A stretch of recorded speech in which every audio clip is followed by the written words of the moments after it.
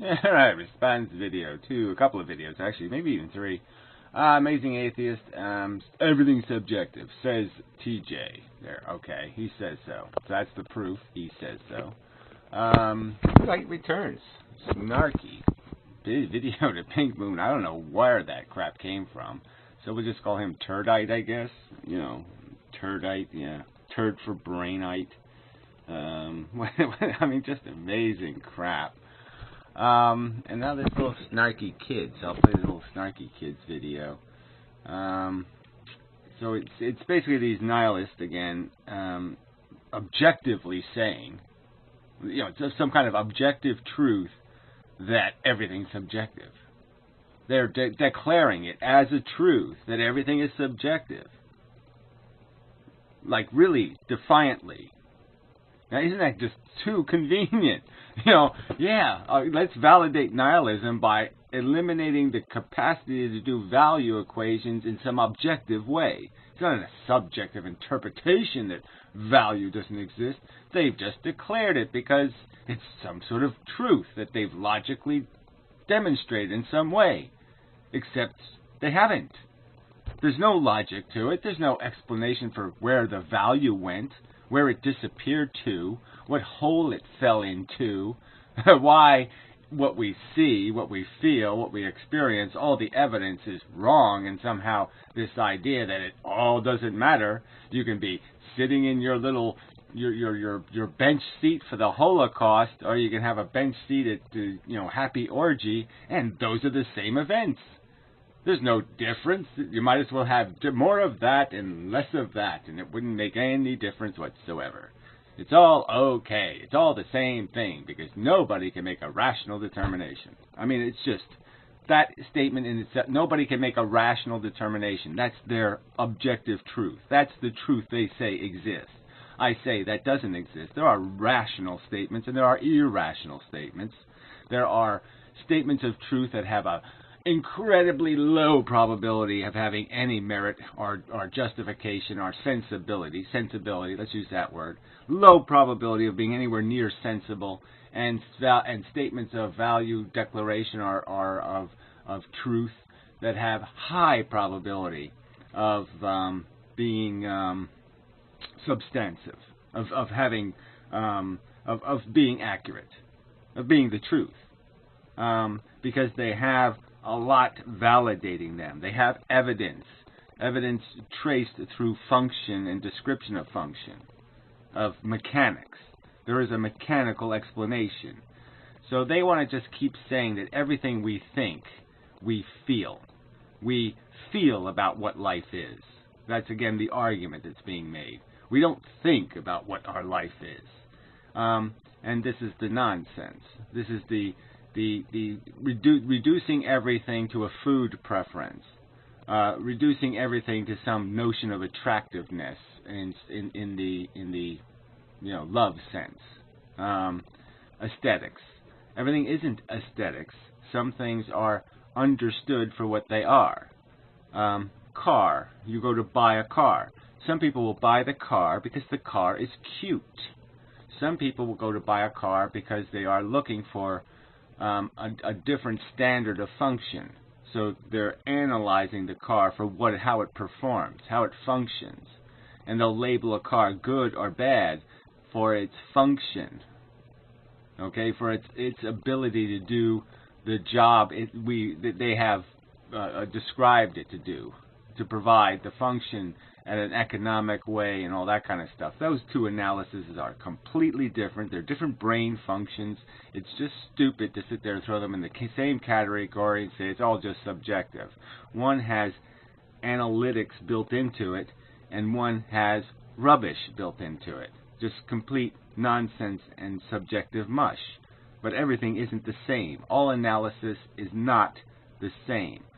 All analysis is not the same. All projections and understandings and statements a brain creates are not the same. Some statements are more credible than others, and it's just nonsense to sit there and throw them all in the same category and say they're all the same rubbish. That's bullshit. I mean, fucking preposterous bullshit. Alright. So, alright, let's play his video, and then we'll have plenty of opportunity to say, no, fuck you. This is a response to Inmendum's video, Epilist or Idiot. Alright, so you're talking about Epilism as a truth, as like the only position that's logical and rational. Yeah, logical and rational. So these are two words that are really important, okay? Because logic has a chain, a progression, and it inevitably starts with certain premises. Now, if you want to state that you accept no premises, that up isn't up and down isn't down and hot isn't hot and cold isn't cold and nothing has even relative validity. I can't even say hot and cold have a relative position. That no, cold is actually hot and hot is actually cold, or some other kind of crap. That up is usually up, down. Repulsion is attraction. That comfort is really discomfort. In the sense that they don't have these relative positions. Now, if you want to argue that and state that, I'd say that is imbecility. I'd say that's just you've opened your mind so much that you've perversely done the thing where it fucking escaped, okay? You opened your mind and your fucking brain fell out.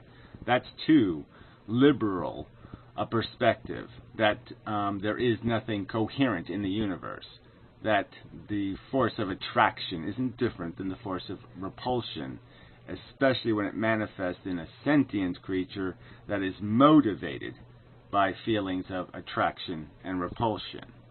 And they are, by necessity, fundamentally different. Repulsion is a mechanism of avoidance, and avoidance is fundamentally a negative statement. It's just fundamentally a negative statement.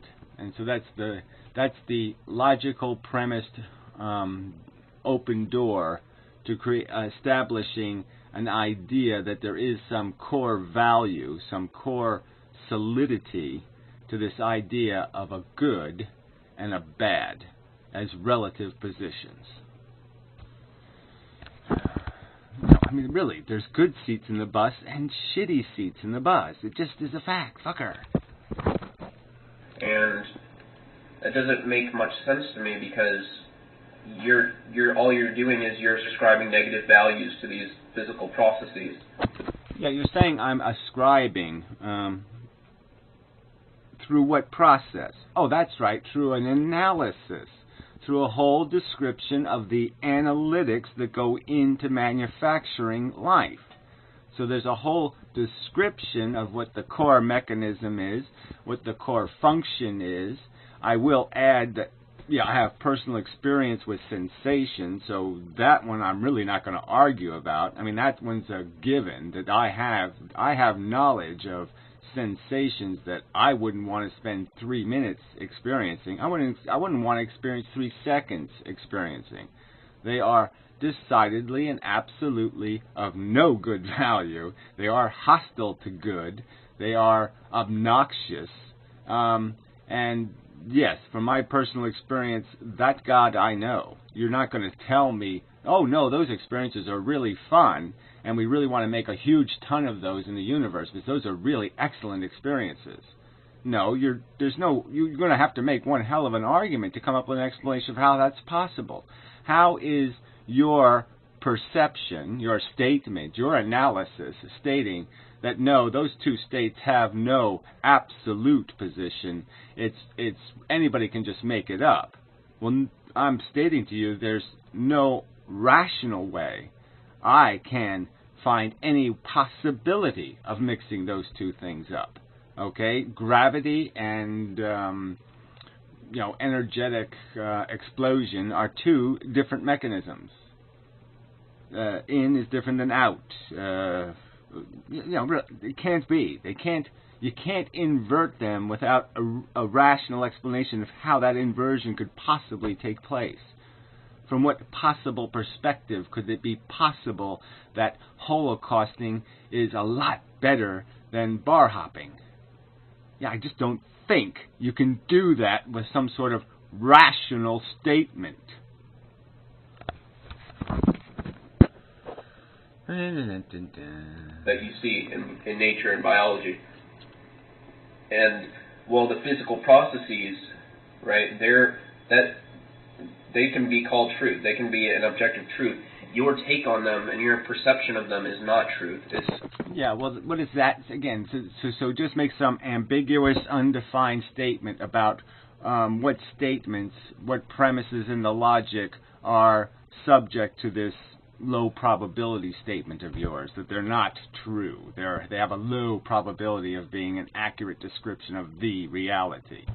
So you're not going to provide that. You're just going to state in some, glib way that, no, your analysis, somewhere in your analysis you went, that makes me hot, or I think she's cool, or I like chocolate chip cookies. No, it isn't in the analysis. That's the whole point of the analysis and the description, is to take all the subjective crap out and just deal with the obvious, which is the animal mechanism is controlled or motivated by positive, attractive and repulsive sensations that drive it into the environment, and that those repulsive sensations are decidedly negative and the attractive ones are decidedly less negative. And that's this qualified statement, less negative. It's simply a subjective value. Okay? Says you. No, it really isn't okay. It's just a subjective value. Says you, from no authority, no logical explanation. You just say, oh, there is no value in the universe, and there is no real distinction between dying in a Holocaust or eating chocolate ice cream. And I'm supposed to say okay to that. Yes, there's no distinction between suffering and being tortured or being waterboarded and jerking off. I mean, it's a preposterously insane statement. It's a preposterously bold statement, and you back it up with nothing. You just state it glibly. I declare no value to exist in the universe that has any relevance to anything like logical and rational. Bull fucking shit. Everything isn't penis food, moron. We have brains. We can do fucking logic. God, this is so obnoxious. These fucking nihilists should be the first people on the goddamn list.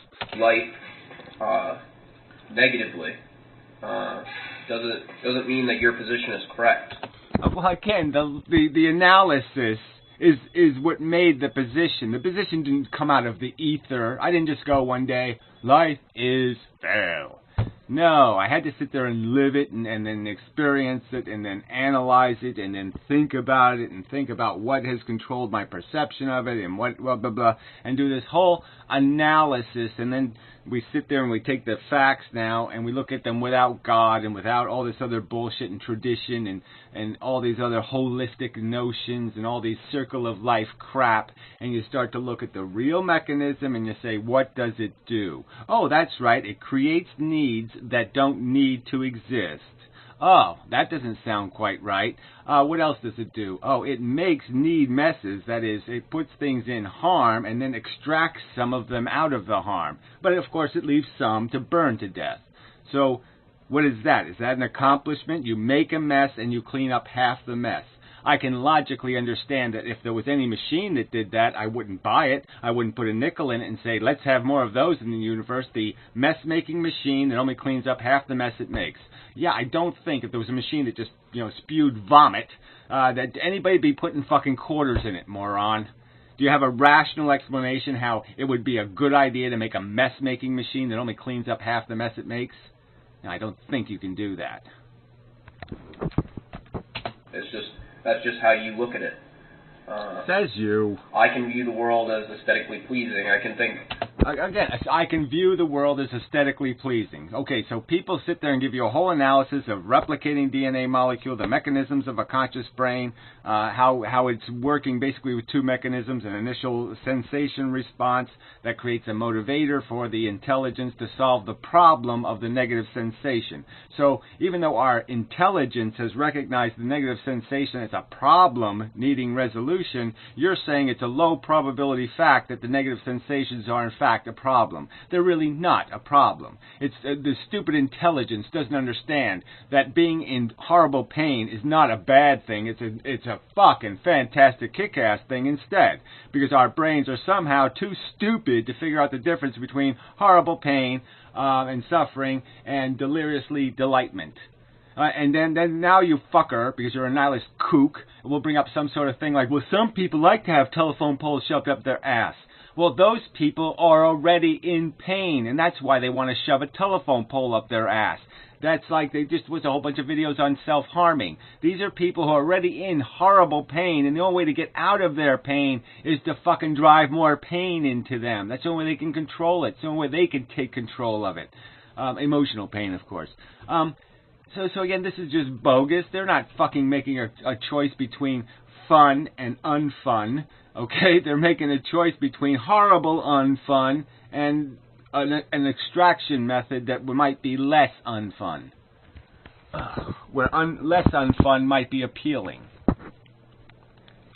Well, life to me, it's worth the knowledge I get and well, whatever. Again, so this is your analysis of a whole game. Is life to me is worth the knowledge I get, whatever that means. So you get some sort of grand, enduring satisfaction out of acquiring a bit of knowledge that's okay. It justifies whatever negative sensations you have. But if I convert the equation, which is always the intent, to take it away from your personal interest and apply it to some other thing's interest, so you would basically say that if you taught one rat how to say banana, okay, that would be worth torturing 10 other rats? I mean, what exactly would be the gloriful, how much would you actually pay for that? How many victims rats would you make to have one rat go, banana? Desire for creation and to learn is more important. I value that more than the pain that I've experienced. Right. Well, you're talking from what, your 12-year-old perspective? Okay, fine. So for you, currently in life, there's some sort of equity. Okay, maybe you didn't have cancer when you were 6 years old, and maybe you didn't have a whole lot of other crap that happened to you yet. Maybe you have no concept of really how bad life can be. Maybe there'll be some future day where you'll say, kill me, kill me, kill me, because it'll be so fucking bad. But maybe not. Maybe you'll never have that perspective.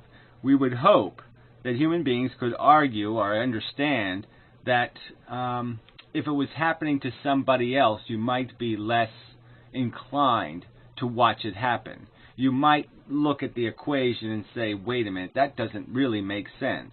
So the fact that I somehow can derive value out of that, if I really put that on the table here, and I say, well, here's somebody saying, oh, I think life is kind of gooey and fun, and I like to learn things and do fiddle-faddle. And here's another person over here, okay, chemotherapy, just harshly miserable, surgeries, brain half removed,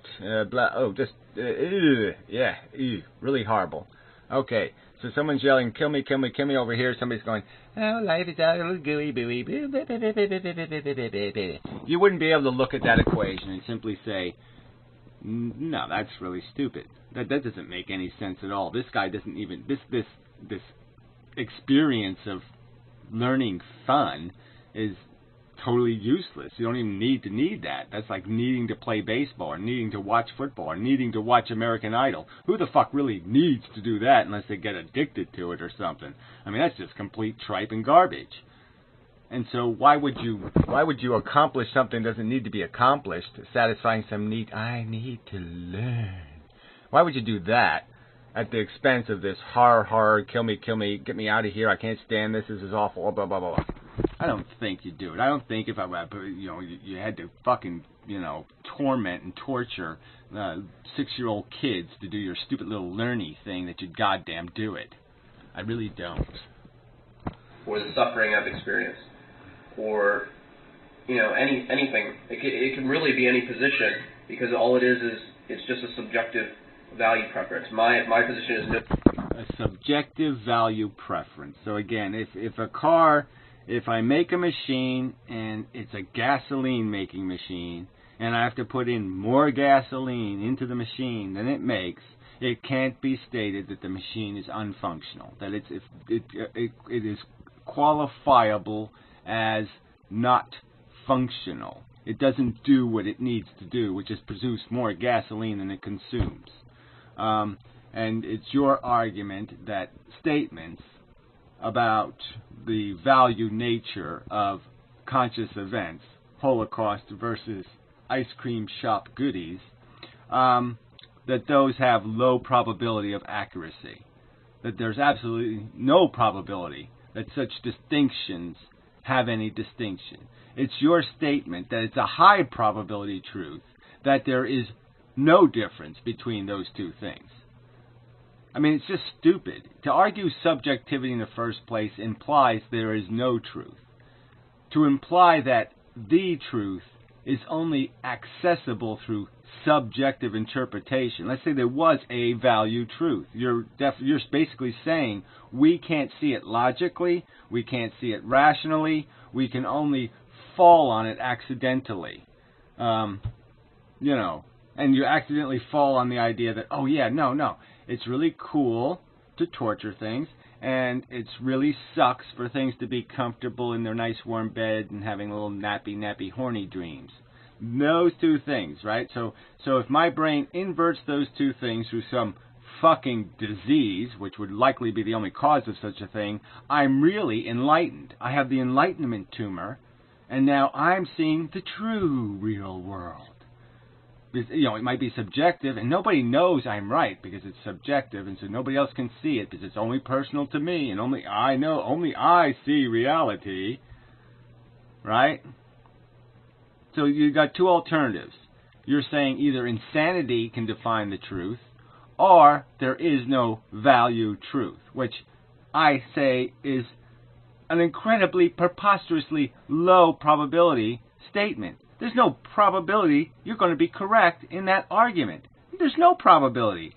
I don't see any possibility of correctness in this incredibly bold and obnoxious to every fact we know statement that there's no real value to our conscious experience. That it doesn't matter how many people die in fucking Holocaust. How could anybody be this fucking stupid? I mean, I've never imagined, I said this before, but I never, in all my wildest projections of what kind of insane fucknuts I would meet on the internet, did I think I would run into this nihilism crap. I mean, it never occurred to me in any phase in my life that anything called rational would walk around saying, it doesn't matter if I run this fucking old fuck in the road over. It doesn't matter whether he bounces off my windshield, I fucking break every bone in his fucking body, and he lays on the ground moaning. It doesn't fucking matter. I never occurred to me there could be people this fucking goddamn stupid. More correct than yours is correct. I mean, bold statement. Right. We all just get to make it up. Well, that's so philosophically goddamn motherfucking convenient, but it's not goddamn true. Okay, there is a mechanical universe. If you don't want to believe in the mechanical universe, you don't want to believe in the force of attraction and repulsion, you don't want to believe we have a psychology motivated by sensations which are intensely loaded with this idea of repulsion and attraction, our positive and negative value, then fuck you. I mean, you can't get squished fast enough for my satisfaction. Because we're not talking about truths here. We're talking... Says you. You're talking about the non-existence of truth, which is just in itself a silly, idiotic, preposterous statement. Again, another low probability truth. What rational explanation can you come up with? What rational argument can you come up with to defend the idea that everything our sensation body tells us and everything we see as in the function of all the biological mass on this planet that is sensate is acting on sensations that are intrinsically repulsive and sensations that are intrinsically enjoyable and creating attraction. And it really isn't. The repulsive stuff really isn't repulsive. The attractive stuff really isn't attractive. And again, I would argue that certainly what they're projecting value to is subjective, but what they're feeling is not subjective. What they're feeling is an objective fact. They're either feeling well or they're feeling unwell. This is a real distinction. There's a real difference between feeling well and feeling unwell. About opinions, right? Because all preference is subjective. Well, again, all preference. So if you make the argument that something has to have an efficiency, that's again back to preference. Nobody can do any analysis that has any kind of logical integrity, because you're going to argue that somehow it's all about some kind of horniness they have, or some kind of perversion they have, or some kind of other bullshit, and that the analysis can't be just strictly rationally logical. Okay, you got a replicating molecule, it creates sensations. Some of the sensations are okay, some of the sensations are horrific. Is it doing anything? Is it satisfying any purpose that justify the amount of negative sensations and the illusionary positive sensations? Again, I've argued why I value life negatively. I value life negatively because the only way to make a positive is essentially to remove a negative. You have to take something from some bad state and elevate it to a positive state relative to its bad state. But it isn't an intrinsically positive state. It's only elevating it out of a cellar, out of a basement, or out of an elevator shaft. And it's certainly positive to lift it up 10 feet, but you haven't achieved an accomplishment until you have actually gained some sort of productive space. And you can never achieve productive space when the mechanism yourself is the mess maker. Again, I cannot be productive if I'm a machine that cleans up messes I make.